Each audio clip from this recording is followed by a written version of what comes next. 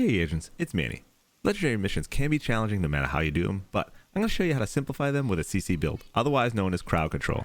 With this build, you'll dictate the pace and control the flow of the battle. I'll show you the build and we'll go through how to use it. Before we start, if you're new to the channel, please hit the subscribe button and ding that notification bell so you know when there's new videos. And if you're looking for someone to game with, you can find me and other players in the Militia Discord server. The link is in the description below.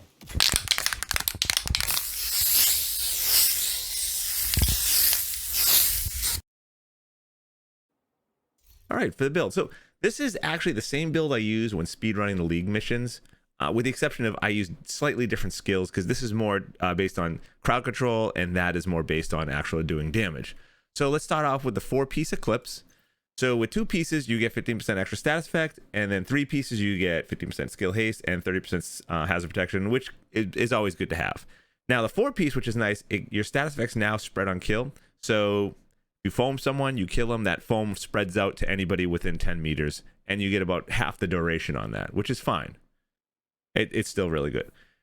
So we're going to reroll our secondary attribute to status effect, and we're going to put a skill haste mod on there. And now with the backpack, it amplifies all damage you deal to status effective targets by 30%. So anything you do will increase that damage by 30%. Not a huge deal, but this does help with the Vile Mask, which we will be using.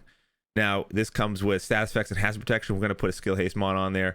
Now, here's the part, the toxic delivery. Status effects also apply a damage over time debuff for 10 seconds. Total damage is equal to 50% of your concussion grenade. So it's the concussion grenades, does a lot of damage. So it's like 1.4 mil or something like that. I can't remember the exact time. We can look at it in a minute, but this is good. And then with the backpack, you get an extra 30% of this. So it really helps out. You're not going to be doing a majority of the damage, but this still does help deal damage over time. Then we go back to our chest, which is an Eclipse Protocol. It's got status effect, and we put a skill haste mod on it. Now it's got proliferation, which increases indirect transmission rates. Instead of 10 meters, you now get 15. Instead of 50%, you get 75%. Gloves, we're going with Eclipse gloves. Just reroll status effect. It's a secondary. Same thing with the holster. Reroll status effect. Now I have Golden Gear knees, which gives you 10% status effect. So Golden Gear actually rolls blue. So you're going to actually have armor as the core attribute, and then the secondary attribute most likely is going to be a blue and whatever else this one is. I got lucky and had it rolled 2 yellows on it.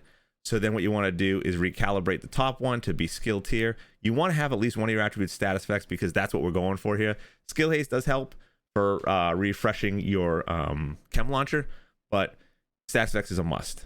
So you get that one. I got lucky. I optimized it all fully. Now we are going with Survivalist. You get a couple things with Survivalist. We get 10% protection from elites. We do get incendiary grenades, which are nice because since this is a status effect build, if we throw if we throw the incendiary grenades, they will spread, and it helps out. And then you also get a 10% group bonus damage to status effect targets. So in other words, all of our anything we shoot with our foam is going to be status effect, and therefore an extra 10% damage for everybody in the group, which is excellent. Now, for our primary weapon, I'm not going to worry about the secondaries or my pistol, doesn't matter. We're going with the Scorpio.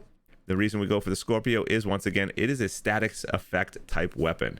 So you have no control over core attributes. So you get shotgun damage, damage to armor, critical hit damage, all right? Those you get, doesn't matter what, just optimize it fully. You get septic shock, which is nice. Now, the important one is when you shoot something 7 times, target takes an additional 20% damage from all sources, right? That's everybody. That includes all your group. So you are giving an extra 30% damage if you status effect something. Well, anytime you shoot something, you're giving a 30% damage because Survivalist gives you 10 and this gives you 20. So it's 30% damage for everyone, bonus damage. It's going to be very helpful. Just got to make sure you hit a bunch of times. Now for skills. This is for legendaries. And so that's why we're going with the Jammer Pulse. And then we're also going with Riot Foam. So those are the 2 things we're going to be using. And this is the build.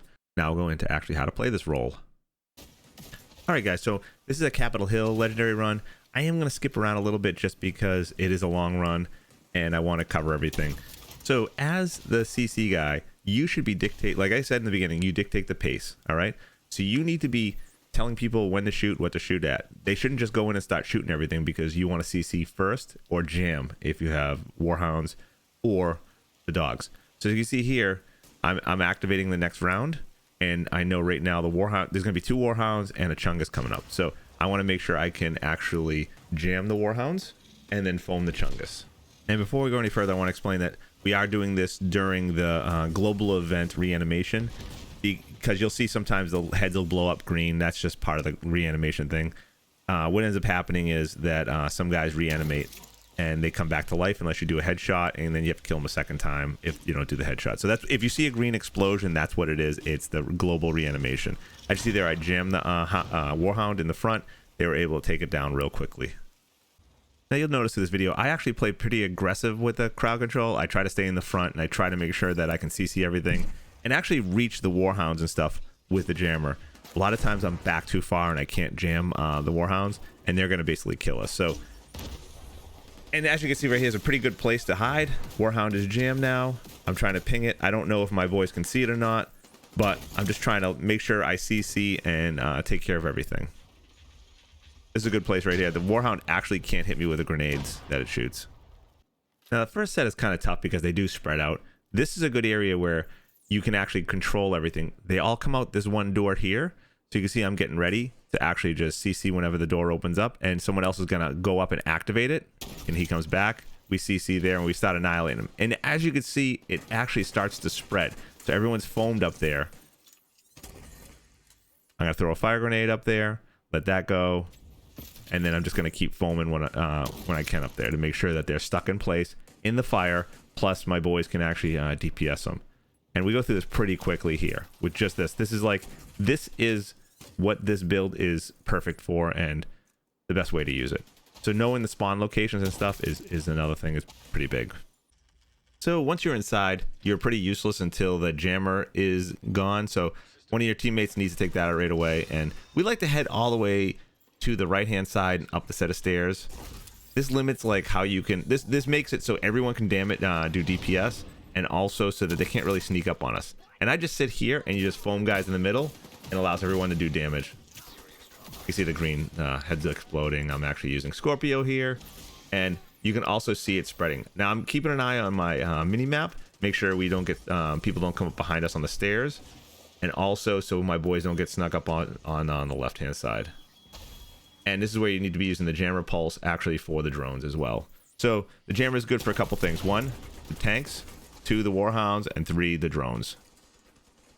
So this is a good location. 1 looks like he's sneaking up the stairs, but he doesn't. And just go from there. So we just hang out here for a couple waves and go, and that's it.